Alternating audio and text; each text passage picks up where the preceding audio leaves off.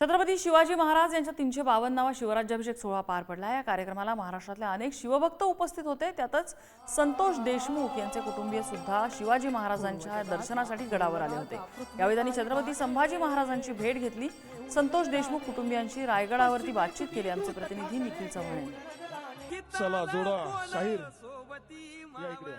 काल तुम्ही नव्हते, तुम्ही नसल्यावर तुमचं झुंझुमंजू पार झाली गाणं आम्ही घेतलं। काय सांगाल, काय आज अनुभव घेतला 352वा शिवराज्याभिषेक सोहळा?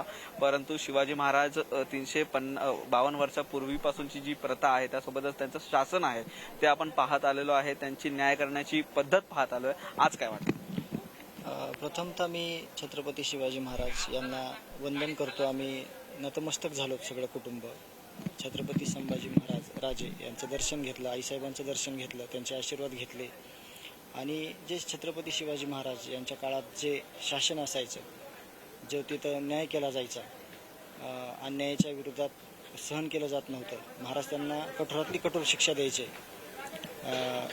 तसंच आत्ता जे आमच्याबद्दल घडलेलं आहे, आमच्या कुटुंबावर जे आघात झालेला आहे, तर आत्ताच्या शासनकर्ते जे आहेत, मुख्यमंत्री साहेब, आम्ही ज्यांच्यावर विश्वास ठेवलेला आहे, त्यांनी देखील याच पद्धतीने या क्रूरकर्मी लोकांना शिक्षा द्यावी, हेच या रायगडमधून मी सांगू इच्छितो।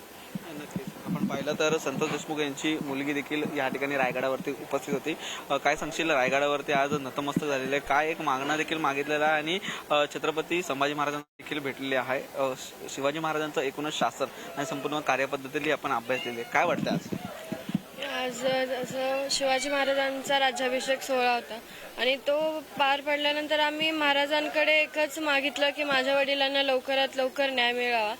आणि महाराजांच्या काळात जशी राजनीती होती किंवा जे नेतृत्व होतं तसंच या आत्ताच्या आपल्या महाराष्ट्रामध्ये घडून माझ्या वडिलांचे ज्यांनी क्रूरपणे हत्या केली त्या प्रत्येकाला आणि त्यांना मदत करणाऱ्याला कठोरात कठोर शिक्षाही झालीच पाहिजे। परंतु याच ठिकाणी आहेत जे शिवभक्तांना अजून पण आठवतं ते म्हणजे महाराजांची न्यायपद्धती, आणि त्यामध्येच याच न्यायपद्धतीचा वापर आता देखील राज्यकर्त्यांनी करावा अशी मागणी आहे ती संतोष देशमुखांच्या कुटुंबियांनी केलेली आहे। त्यामुळे कधीपर्यंत न्याय संतोष देशमुख यांच्या कुटुंबियांना मिळतो हे देखील पाहणं तेवढंच महत्त्वाचं ठरणार आहे। सतीश कदमसह निखिल चव्हाण, पुढारी न्यूज, किल्ले, रायगड।